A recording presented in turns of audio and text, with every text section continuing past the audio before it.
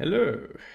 All right. So, um, in this week's live stream, I'm gonna go a bit back to the origins of those live stream, which was mostly working on Incus issues and actually preparing things for Incus releases instead of working on Incus OS. That's not to say that Incus OS is not progressing. We've actually made a bunch of progress, like fixed a lot of kind of small rough edges and the like over the past week. You can actually possibly see it run behind me. I think just out of frame, but running on my test laptop back there. Um, and we're currently doing a bunch of work around secure boot, so we can switch to a new set of keys, hopefully around the beginning of next week, and also changing then the publishing mechanism to not use GitHub releases anymore, but use our existing network of image servers, since we've already got those around the world with good latency and most importantly without GitHub rate limiting. So we're making good progress on that. We also made some good progress on Operation Center driving Incus OS. So it's now able to do things like fetching network config, fetching encryption keys, handling pushing network config changes. Incus OS then notifies back Operation Center whenever its IP address changes, so it can keep an active connection. And we're now adding what's needed for clustering to actually bootstrap a cluster and add machines to it. Currently with that storage or network, but kind of baby steps, and that's all making some very good progress. But yeah, this week I'm effectively in a bit of a rush to clear a lot of our backlog on the Incus side. As you can see, we've got 50 open issues, 7 open pull requests. There are some tests that are just failing kind of constantly right now, which is a bit of an issue we want to take care of soon. And also, I'm going to be traveling next week. I'm going to show up at the Linux Security Summit in Denver, Colorado, where I'm actually presenting Incus OS. So that means I'm actually traveling during release time. Normally we do our releases on Thursdays. I'll try to still do the release on Thursday while traveling, but that's gonna make for a bit of a bumpy week next week because Tuesday is a public holiday, Wednesday I'm traveling, Thursday, Friday I'm in Denver, Saturday I'm coming back home, and I kind of need to get an Incus release done during that time. So yeah, gonna be trying to spend a bit of time this week to clean things up. So first I'm going to go through what we've got for open pull requests, just going to give you an idea of what's going on. And then we're going to look at some of the issues that are targeted for the upcoming 6.14 release. And we're going to kind of go through those, probably fix a few of those in this live stream. So first thing first, I guess, if we look at the Incus repo itself and the current state of testing, here we see that we've got 3 tests failed. 2 of those are just a temporary issue that will get solved on retry, so we can actually go and do that. So if I do rerun failed, it shows those 3 will be retried. This one is still gonna fail.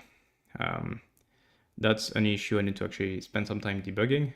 So basically linstore, something changed I think in linstore upstream, and our linstore test just keeps failing. And that happened not following any change on our end. So it's definitely something on the install side that changed, or something we were doing wrong that is now tripping an error when it didn't used to before. So we're gonna need to fix that before the release, obviously, because we're not gonna release Incus if we don't have all of our tests passing. But I'm not quite familiar enough with Linstore yet to make this an interesting live stream if I was trying to debug that one, because just getting a Linstore setup up and running that can reproduce the issue, or more likely using GitHub Actions as a way to trigger the issue, would take just too long. Like every single attempt is gonna take 15, 20 minutes. So it's something that's better done in the background rather than live on stream. But that's basically the state of testing, so we need to fix that. If we look at the other test we're doing, so that's on Jenkins, which is currently, looks like it's trying to shut down. Yeah, it's waiting for OpenEuler to finish building, and then it's gonna shut down. I don't know if I can zoom this stuff much. Yeah, that's a bit better. So image builds were in mostly decent shape. I said like OpenOiler is rebuilding, but otherwise we're pretty good. Ubuntu is kind of misbehaving, and so is Mint, but that's usually a kind of known issue. Basically, there's one IPv6 mirror on canonical side that's misbehaving. So let me see if I can reproduce that easily enough to show you. I've been working around it effectively. Let's see. So if we do, I don't know, curl https us archive ubuntu.com -v. Okay, that succeeds. Oh, I'm connecting via IPv4. I'm not sure why. Okay, force v6. There we go. That's our bad one. 103 is the one that usually hangs. This one doesn't. Oh, now 101 also hangs. Well, that's not good. Okay. So 102 is fine. 101 is hanging. 102 is fine. Which one was that? Because this one didn't hang. 101, 102, 101 is hanging again. So yeah, as you can see, there are like 3 image servers. 102 seems to work pretty reliably. 101, 103 have weird glitches. So that's been the source of some image build failures. The way I usually cheat around that is I go on my main internet-facing routers and I put reject rules for 101, 103. I'm gonna do it on, you can't see I'm doing that off screen. I'm just gonna do it on all 3 of my core routers. I mean, obviously it's an issue on canonical side, but I don't have time to deal with them. So, okay, now it's configured to effectively reject the bad connection. So it tried 103, that failed. And then it went to try 102, which succeeded. And if we keep trying, 102 is good, 102 is good. Like we can see even 102 occasionally kind of hangs, but not for long, and then it turns out just fine.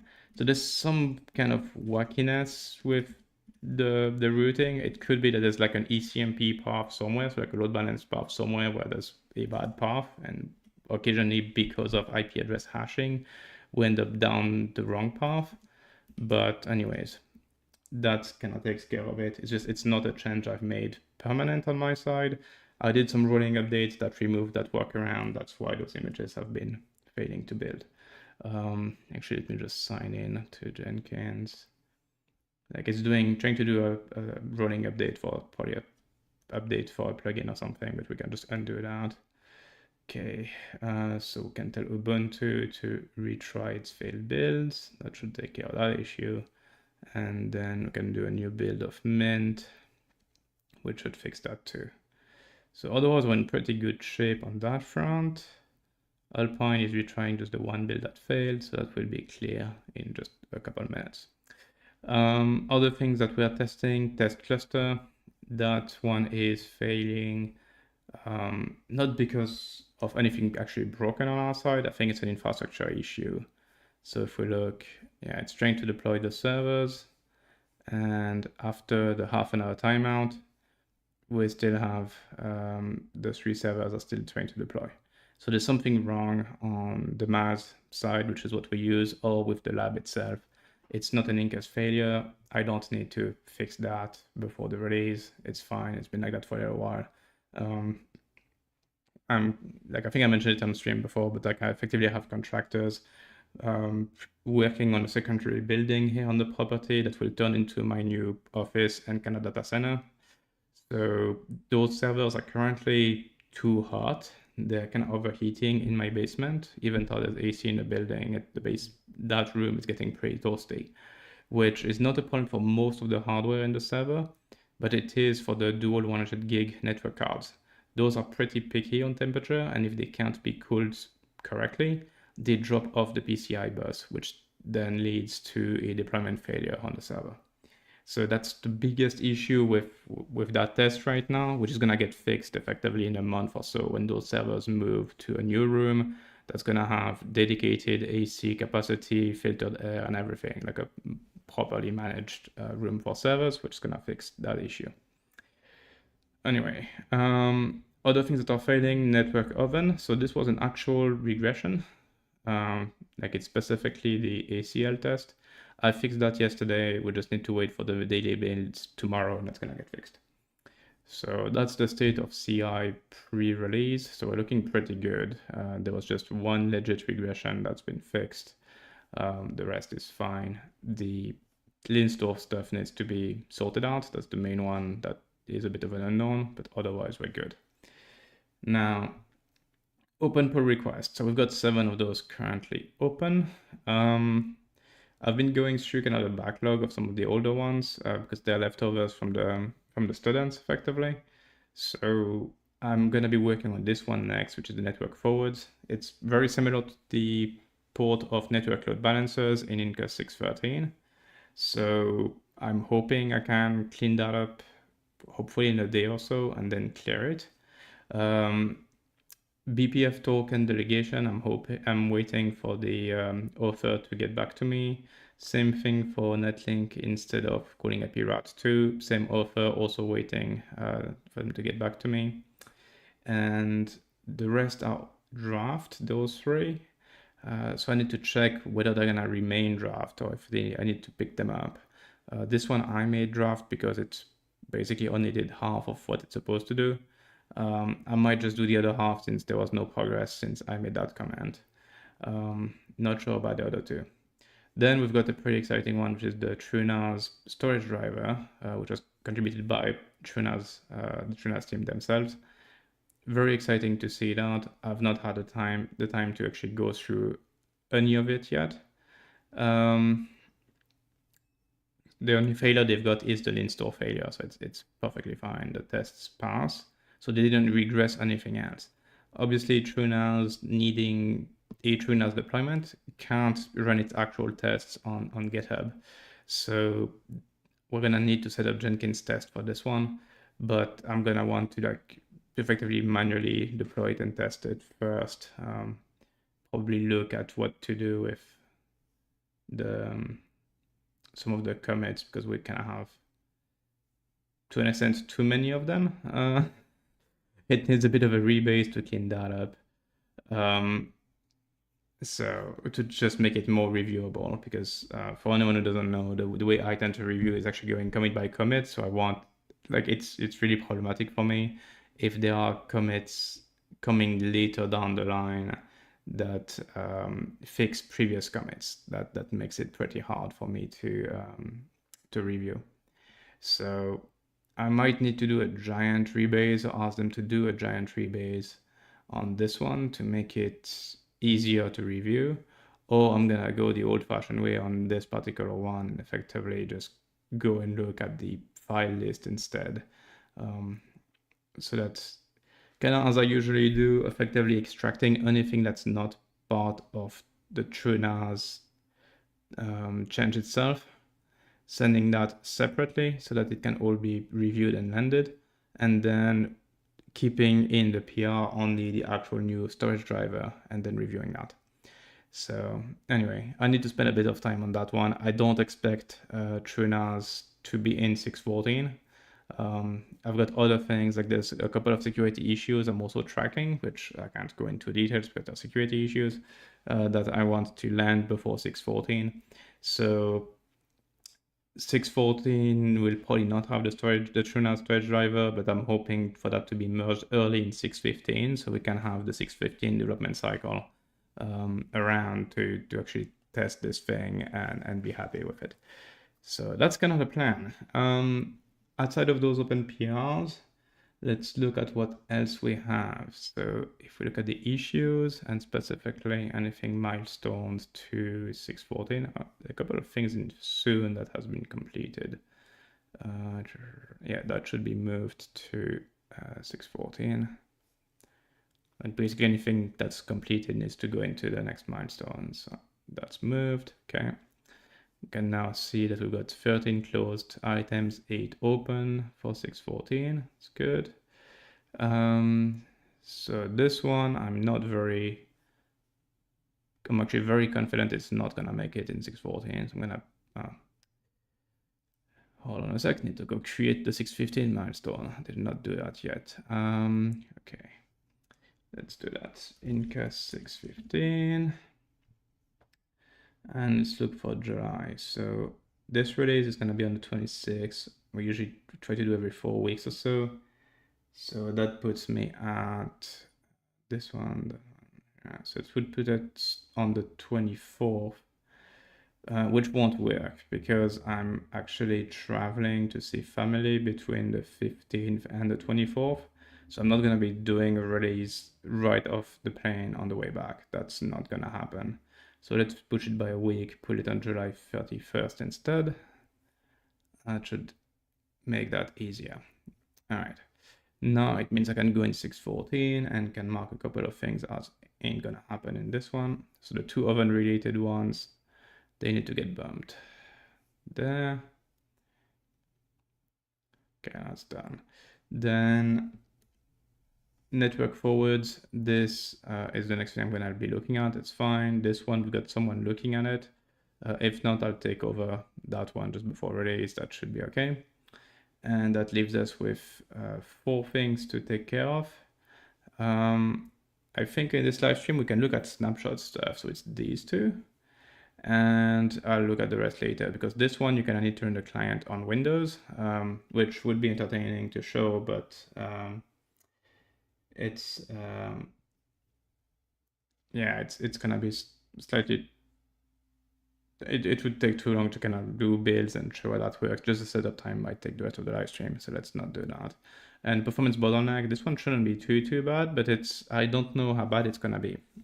It's effectively a bunch of plumbing, so that we don't needlessly double compress virtual machines. But I'm not sure how easy it is to tell whether we need to compress or not at the point where we we build the command line. So just doing the kind of reverse dependency of that could take a while. So let's go and do those that I know are gonna be reasonably quick. So it's these two. And I see there's a question around whether there's a calendar for when the live stream usually starts. There isn't, because it completely depends on my own schedule. Like obviously I have my own customers. I also do work for Future Fusion, so I pretty often have customer meetings, contractor meetings, other appointments. So it's basically whenever I'm free. I usually book the actual time slot around midnight my time. So that's usually around like a good 12 to 13 hours before the live stream is when I actually book it. At which point YouTube will show the time. So if you subscribe to the channel, YouTube will show you when the next live stream is as soon as I actually know the time and I book it. And I'll also post the link to the upcoming live stream through social media, so on Twitter, Mastodon, and Blue Sky. So you can also look at that notification to know that, hey, yeah, there's a live stream coming up, and then you have the link, and YouTube will show you what time it is for you in your time zone. But yeah, it's not scheduled any more than that because the reality is that often on Wednesday morning, I don't know when it's gonna be yet. All right, so the two issues are open are both kind of related, also from the same reporter. So one is which one is it? Yeah, this guy. So one is the ability to set an expiry at the time of creating the snapshots through the command line. The API supports it, it's just the command line doesn't support it, so it would probably be a good starting point. The second one is to support server-side configuration keys to have a different expiry for snapshots that are created manually through the API compared to snapshots that are created automatically through a schedule. So effectively having a snapshot expiry manual config key, which would supersede snapshot expiry if it's set for those snapshots created manually. So they're both pretty similar to an extent. And we can probably start by looking at this guy because that should be the most straightforward. We just need the kind of duration parsing thing. Like expiry, ideally, we should support either passing in a date, so actually actual expires at field, or passing in something like, 2 weeks, 3 weeks, X number of days type thing.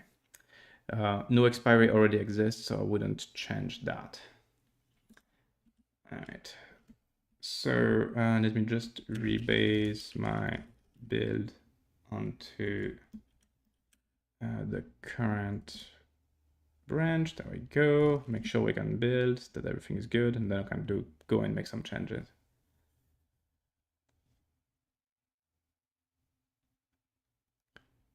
Okay, so that's good. Now let's launch just a basic instance. Let's do Alpine Edge A1. Okay, so we've got a container running now. If I go and just do snapshot create A1, and we go and query what that looks like, and I can just do snapshot show, I think it'll be fine. Yeah, A1 snap 0. There we go. We see the creation date, and there should be the expiry somewhere. Yeah, expires at never. So that's the 0 value effectively for Go. So do we have info that shows it in a better format? No, but we've got lists that might show us the expiry. Yeah, expires at never. Now, if I go and change the config on snapshots expiry 1 week, and I create another snapshot, this one gets an expiry. But I can also do no expiry, which then creates a snapshot without the expiry. So that part works. Now we need to actually add the option to do like expiry 1 day, which that doesn't currently exist. So to do that, let's go and look for the no expiry, which is here. And we're gonna want to add another flag. So it's gonna be a string var flag expiry. Expiry default is empty, and expiry date or time span of the new snapshot. So something like that. Then we need something on the struct to actually hold that snapshot, like so. And then we need to do a bit of validation. So there's a quick check stuff. So here we need to check if flag no expiry and flag expiry is not empty, fail.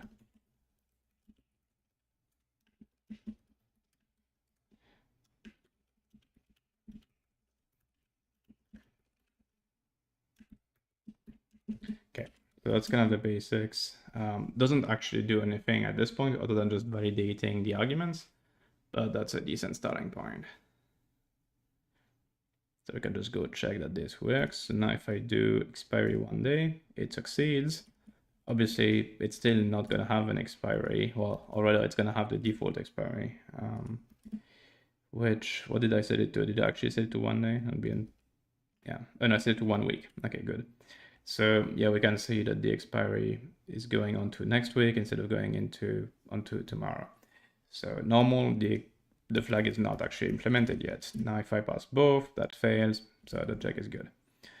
All right, now we need to actually go and set that thing. So if we look again for no expiry, this is where it's handled. So no expiry just passes an empty timestamp, it's fine. Otherwise, it checks if the info from student has a expires at, which actually, yeah, which is the right thing to do, and then the fallback from that. Actually, no, that should be the ultimate fallback. So the other fallback should be here. If flag expiry is not empty, then handle it. Okay, now we need to do some time parsing, basically. Let me check what the server side does for the expiry, because we kind of want the same syntax. So if I do snapshots expiry in the code base, okay, that's kind of everywhere. Okay, so there's a get expiry setting here, like comment here that takes the current time and then the time span and returns the expiry. That looks very useful. Now the question is, can I use this? So where is that function defined? Okay, it's defined in internal instance. Like we've got some rules and kind of what we can import and where, but that should be okay.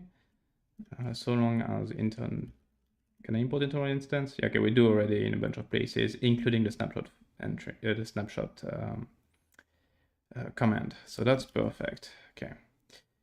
And what was it looking like again? Okay, so it's get expiry, pass current time, pass the string, get a time back. So that's great. So try to pass as a duration. So the expiry error, and it's in instance get expiry pass time dot now as the base, and then the value as the value. That error handling is technically wrong, but let's just ignore that for now. And then the result would be expires at expiry, something like that. Does that actually work? Can you choose expiry variable struct time as pointer? Okay, so we expect a pointer here. Let's just do that.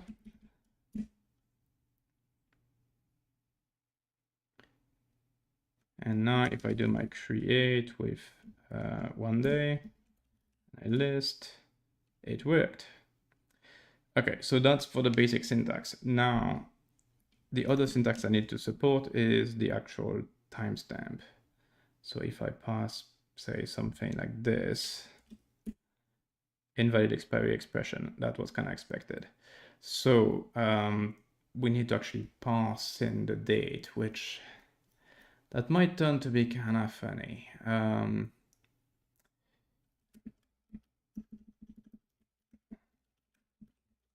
I'm just checking the Go parsing for date strings because you kind of need to provide a layout for that, which means you need to kind of say what you're expecting the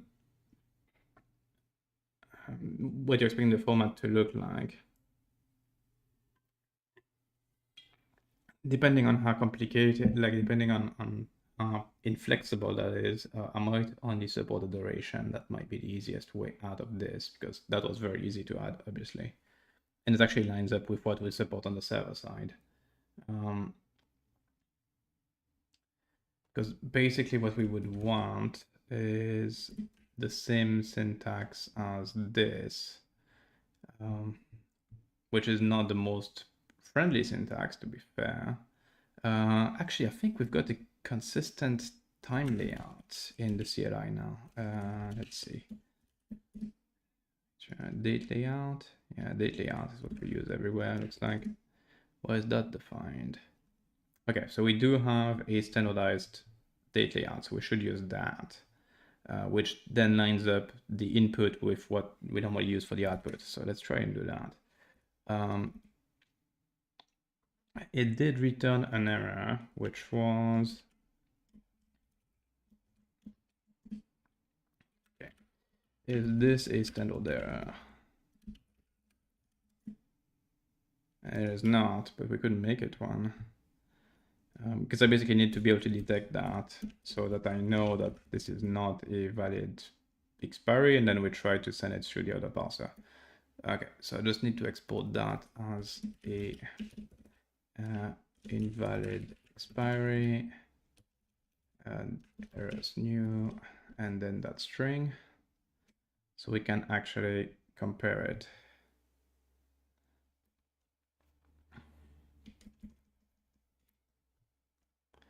Okay.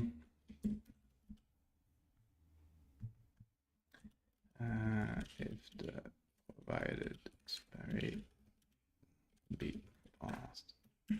Okay. So we'll do that, and then need to have these two guys return the new error. Okay, what happened now? Here. Okay, so let's go and switch over to that. Error invalid expiry. See if that still builds. It does. Good. If I go back here now, so we can do if error is not equals null and not errors.is instance dot this guy. Okay, so that would be a legitimate error we need to return. Otherwise, we can go down here. If expiry. Oh, actually, it's gonna. What does it return? Because yeah, that's not super convenient. Okay, we need to actually do that slightly differently. So let's do something like this instead. So if in the error case, this is not an invalid expiry, we return the error. Otherwise, fall back to date parsing. And at that point, we want, how does that work? So we need time.parse. Okay, so expiry becomes error time.parse. Layout is date layout. That's the shared thing we saw earlier. And then the value is the user value. So flag expiry. And if that fails, then everything fails.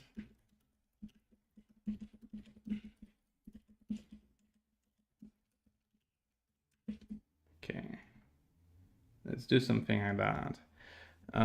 That should then do the duration parsing, fallback on date parsing, and then setting the value accordingly. So that's building, it's good. Then see if it actually works. Okay. All right. So as a reminder, that's what we have right now. So let's do a normal expiry. Let's do another one with 2 days. That's fine. And then do one with an expiry of 2025 06. I don't know, let's do the 23rd at let's do 1400 UTC. That worked. Okay, 1400 UTC is 10 EDT, so it's correct. That worked. Okay, so that's that issue basically taken care of. Just need to do a bit of housekeeping, and that one will be good to go. So the housekeeping is we need to actually push that internal instance change on its own. So internal instance add exported error. Okay. Then this one, I'm just gonna do the reformatting real quick. There we go. And that's Incus snapshot.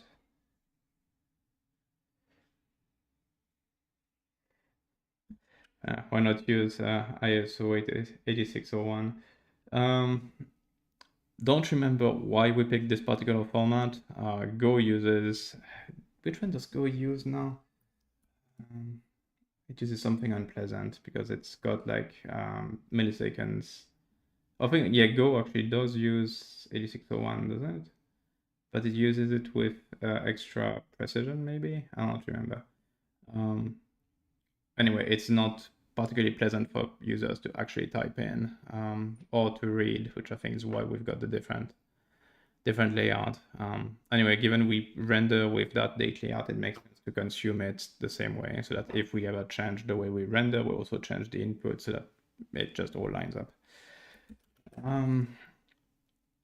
One thing I just remember now is this change needs to be applied to something else as well, because we support snapshots not just on instances, but also on volumes. So let me just commit that on the instance side, but then we need to re-implement it on the other side. And yeah, this mention of like, yeah, it's nice how like the date command lets you actually kind of tell it what format you're feeding it. And yeah, Go doesn't really seem to have a straight up syntax for that. It would have been kind of convenient if we could make it that the user provides us with, I mean, we want to use this notation and this is a timestamp. That'd be really nice, but there's no super good way to do that. The good thing is that we've made a bit of improvements recently on the Incus CLI to make it configurable. So it, like, changing the date layout would actually be a perfectly reasonable thing to add to CLI configuration, at which point that would change what you use, what you see as output and also the input in this case. So that might be something to do if people really get bothered with the way we format timestamps. So Incus snapshot, implement -- expiry. So that's it that way. And now we need to reapply the exact same change on the storage volume command. So if we do storage volume, snapshot create or something along those lines. Yeah, bingo. That's the matching command. Okay, so we're just gonna go and literally look at the change and reapply it. I don't expect those commands have diverged much. So hopefully we can literally use the exact same change in both places. I'll still do it by hand just in case something did change. Like, there's a decent chance we could just have mangled the delta a tiny bit and applied it. Not in this case, since there is no stateful line, obviously with volumes. Okay, so that adds the option. Then quick checks. We'll do this one. Next. So far, structure is the same, but okay. And then the rest of the logic is in flag. No expiry down here. Yeah, that looks really identical, which is good. Just copy paste that. Here we go. And I don't know if it actually imports instance. I think that's the only thing that might be needed to change here. No, it already imports instance too. Okay, so that should basically be all that's needed. Nope, it's failing left and right. Value of type bool as string. Oh, okay, we're already using expiry for something in there. That's a problem. Oh, did I just mistype this guy? Okay, that's just me being an idiot. It's fine. That should fix it. Yep, all good. All right, so let's reformat this guy. Can probably commit it already. It was in the other shell. Okay, storage, snapshot, implement expiry, and let's just go and test that for good measure. So create default foo. Okay, snapshot list default foo, nothing. Snapshot create default foo. Okay, snapshot create expiry 1 day. Yep, okay, so that works properly. Not much point in testing the rest. It's gonna work just the same anyways. I can just delete the volume. We're good. And before, actually I forgot something, so I should actually close the issue. The initial request was on instance, I think, not on snapshot. So I'm just gonna make it here. What was the 2175 is that the correct one? Yeah. Okay, so 2175.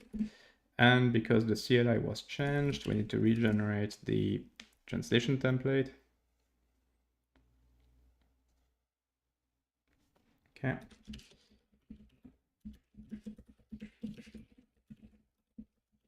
So just a normal boilerplate commit here, and then can run a static analysis run to make sure nothing else is wrong, but that should be it.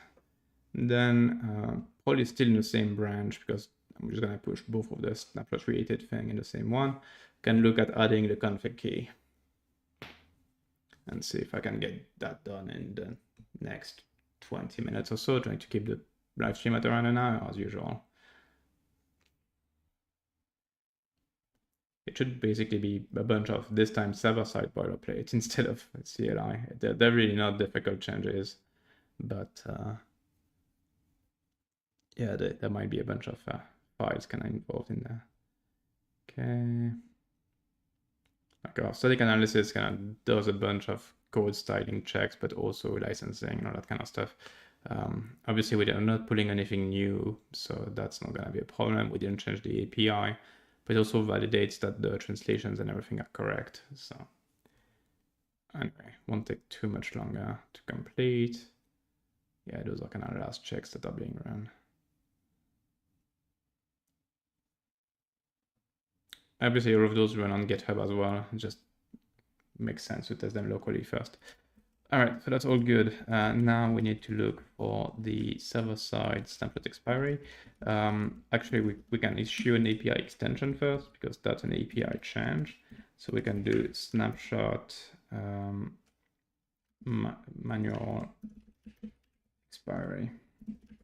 Introduces a snapshots.expiry manual configuration key to both instances, and storage volumes, which allows overriding the default expiry value for snapshots created directly by the user as opposed to created on schedule. All right. So just kind of description of what the change entails here. Oops, I'm gonna copy this string, add it to the actual list of extensions, which is here. I'm getting to have a pretty decent set of them by now. Okay, snapshot manual expiry, there we go, add that to the list, and that then becomes a generic API commit, and then we can build up the rest. So if we do a grep for snapshots expiry, we can get an idea of what's needed to be changed. The first thing I usually do is go change kind of the boilerplate, so documentation and wherever those keys are defined. So looking through that, not there, not there, not there. API extension not there, config option, so that makes sense for instances. Yeah, so there's going to be a bunch of boilerplate on the server, on the storage side that we need to take care of. Because they all, currently that documentation is not generated through code, as you can see. So we need to go and do a bit of boilerplate fun in there. Oh, that's going to be extra fun because it's going to shift the entire column. Great. Anyway, so let's get going. So manual string custom volume, same as volume snapshots expiry. Yeah, that's fine. And then snapshot expiry format. Okay. That's going to take a bit longer than I expected because the problem here is we need to realign the entire table.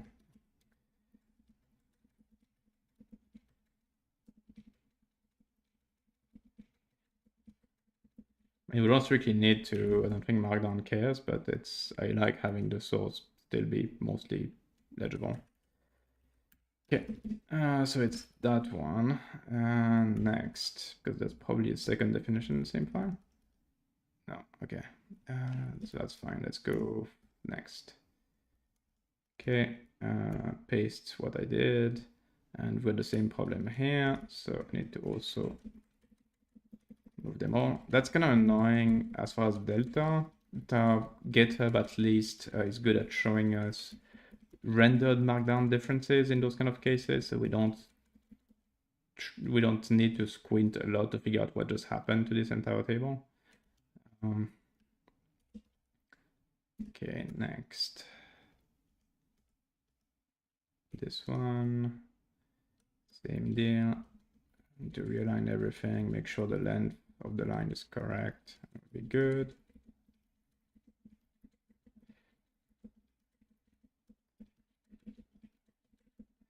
Okay, let's see. Need just the extra space on this one too. Is there any other mention in that file? Nope, we're good. Okay, same thing in this one. Like again, there's a decent chance I could have made a patch that would then have done that. So it would probably have conflicted on some of them, because some actually do have backend specific config keys that would then cause conflicts. So it's usually a bit of figuring out what's the least annoying between just doing the change 5 times or writing tooling to do it for you. Okay, this one, was there more? No, good. Okay, and then this last guy here. This one actually needs to be indented by 2, and we can see it was already a bit of a mess because other keys were misindented before. So we get to clean that up in the process.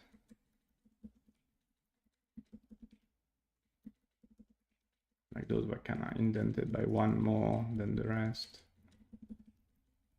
Again, doesn't really matter once rendered, but I like having the source format still be easy to read. Okay, no idea what happened to these. Yeah. Let's just fix them. Okay.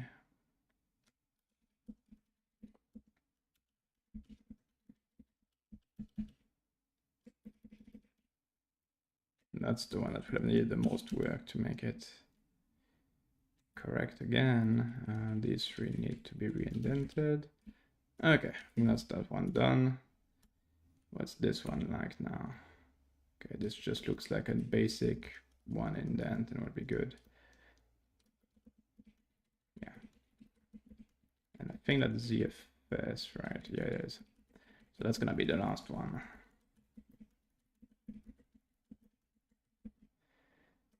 Looking forward to moving the storage drivers on code-generated logic soon enough, because that will let us only define those ones for all of the shared stuff. So that would be nice. Okay, that's aligned well enough. This one's a bit bumpy, but I don't feel like fixing everything right now. Okay, so that's for that change. Let's just do doc storage and snapshots expiry manual. Okay, so that takes care of that. Next, we should have, yeah, internal instance config. So that's the code generated one for the instances. So we can see it's here, and we're gonna literally copy paste that block in its entirety here, and then snapshot expiry manual, exact same validation. Just need to change the key here to manual. Specific expression like when snapshots are to be deleted for those create not created through scheduling. Okay, that's fine. So we can commit that change on its own. So internal instance, add snapshots expiry manual. Okay, and then we do make update metadata, and that regenerates the documentation piece for the on the instance side. So it just goes through the code and effectively generates that for us.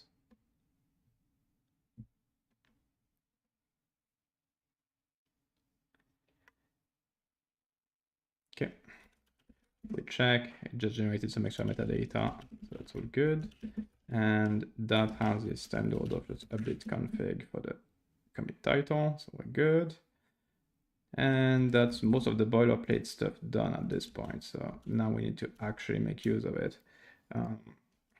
As far as folders, we can ignore when listing all the stuff we need to do. We can ignore that. We can probably ignore dark. And I typoed this guy a bit. There. Okay, so that gives us a shorter list of what needs changing. There's no actual database change needed for any of that stuff. So we can ignore internal server DB as well. There. Okay, we know we don't need to change anything in internal instance config because we have already, so that can be ignored as well. Don't need to care about internal server metadata, that was code generated. So that leaves us with basically just this stuff. I think they're all legitimate changes. This one we should do, that's also kind of boilerplate. So that's the validation on the for all of the storage volumes. So we should do this one first. Snapshots expiry, there we go. So that just needs to be copy pasted in expiry manual. And then commit this guy. So let's include the storage and snapshots that expiry the manual validation. Okay. Right. So we can ignore now internal server storage. Okay, so that leaves us with mostly two main files, the storage volume snapshots and instance itself, with some more kind of edge cases here that we should look at. I'm not sure what's up with this guy, so let's go check. Snapshots dot expiry, get startup snap name and expiry. Okay. Schedule to lower the exponential. Okay, so we can see here that this is only for when it's scheduled because it pulls the schedule. And if the schedule is empty, we just return. So that means this is not relevant. And we're only really dealing with, this is like for automated snapshot creation effectively, not for manual ones. So that's good. It means we get to ignore another path. So internal server instance, don't need to care about that. Now, let's go look at the remaining ones for instances. So instance.go, snapshots expiry, what's going on? Auto create instance snapshots. It says auto create, we can ignore that because it's automatically created. So nope, not that one. What's this guy now? Prune expired and auto creates instance something. Yeah, we definitely don't care about that. I actually fix my lookup pattern so I get only the actual config key. So we look from the start. I said this one we can ignore. Okay, it's the only mentions is this thing. So actually, is my grep pattern a problem there? Yeah, it is. Okay, I need to also escape this. We've got less hits. Cool. So we know that this guy does not matter now. So we can ignore it, which really means this is the only place that we need to look at, which is good. Now, let's go look at it. Snapshot expiry, there we go. So this is specifically on snapshots post. So it's the manual creation code path. That's what we wanted to see. And here we're trying to get the expiry. So the way we'll do that is, so if expires that is specified, we use it. Otherwise, we look for that. If we're getting an error, there's a bad request coming out. So that means that get expiry deals fine with an empty string. It's good. So we'll just do just like a duration thing. Yeah, we'll pass it as a duration. Actually, validity would be more correct, but yeah. I don't know what to call it at this point. Because we can't call it expiry, so it's already the name of the of the variable we're setting. Anyway, let's do duration, that's fine. So what we do is duration is defined as this, manual, and if duration is empty, I'm just gonna redefine it as the original key.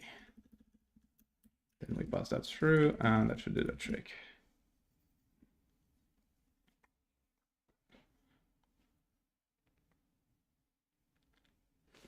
Okay, I messed up something in syntax, so line 315, I think I might have, yeah, okay.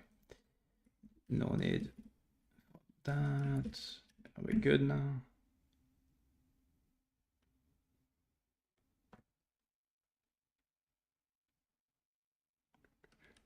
Yep, we're good. Now, can commit this one, so just Incus D instance snapshot, add snapshots expiry manual, and we're good with this one. Now, if we grab our stuff, we know that instance snapshot is taken care of, so we just have this storage volume snapshot. Now let's go look. It's used in 2 different locations. This is auto create. We ignore that. So this is the only code path, and it looks very, very similar to what we just did. So let's do the same way.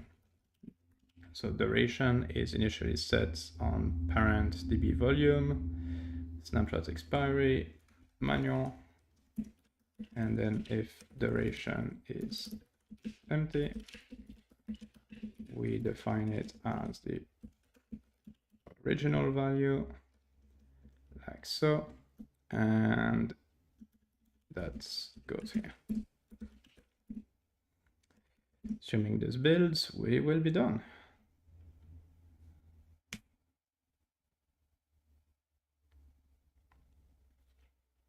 And we can do a quick test, obviously, but yeah, that's looking good. Yeah, syntax is fine, so we can do commit on storage volume snapshot. Here we go. I'm gonna do a static analysis run, while at the same time I do a manual test of this thing. So can move my test binary and restart Incus. Okay. And now we can check. So A1 here, as a reminder, it's got an expiry of 1 week. So what we can do is set A1 snapshots expiry manual of 2 days, which is not seen. Oh, this is snapshots. Yeah, okay, cool. Config key is valid, so that's a good first step. And now if we look at the snapshot list on A1, and I do just snapshot create, no details, we are getting an expiry of 2 days. So that works.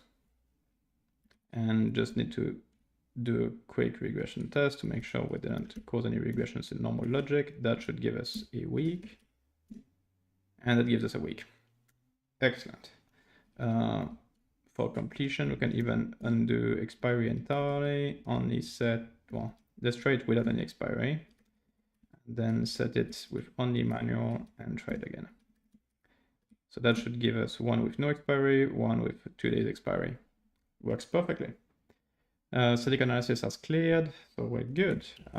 Again, I need to just go and edit this one, I think, because that's the one that actually adds the logic. So we can go here, find the other issue, 2176, and close it with that. Okay. Push. Go here, compare Incus. Oops. Okay. More flexible snapshot expiry control. Let's call it that. And it's now a pull request that's open that effectively fixes both issues. GitHub should notice that soon enough. Yeah, it hasn't yet. Like, it will eventually show issues being closed here, for those two, for these two issues. But yeah, that should do the trick. The first one is just CLI for both commands. The next one is an API extension, new config key, also supported for both instances and volumes. And yeah, basically as simple as these two can get. That's two less issues to deal with this Incus release.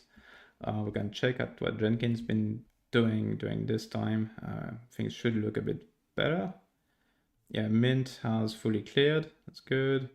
Alpine, where's Alpine? Alpine is clear, that's good. OpenEuler is still building. That tends to take absolutely forever, but we're getting there. Ubuntu has also been retrying its builds. Looks like it made some progress. Some of them are still failing.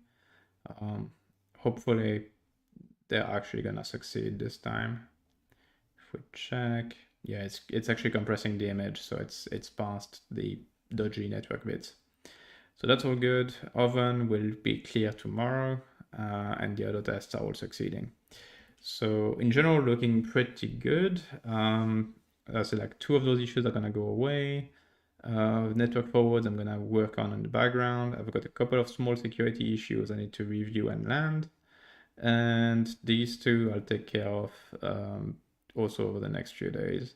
And that should get us to Incus 6.14. All right, hopefully that was interesting to follow, kind of back to, Incus itself instead of just Incus OS stuff. So we'll see. Obviously, as I mentioned, next week I'm traveling and I'm doing an Incus release, so there's not going to be a live stream next week. And then the week after should be back to live streaming, and possibly on Incus OS, since there will have been like effectively 3 weeks without the weekly catch up on it. So there's going to be quite a few things to show you. And with that, thanks a lot for watching. If you've got any questions, feel free to leave them down below in the comment section, or you can hit up our community forum as always. If you're interested in contributing to Incus, we've got a bunch of issues that are labeled as easy as these two were. So you can always jump in on GitHub and start tackling some of those. We are around to help you out through that. And with that, see you in the next video, which is going to be the Incus 6.14 announcement, or otherwise in the live stream in a couple of weeks. Thanks for watching. Bye.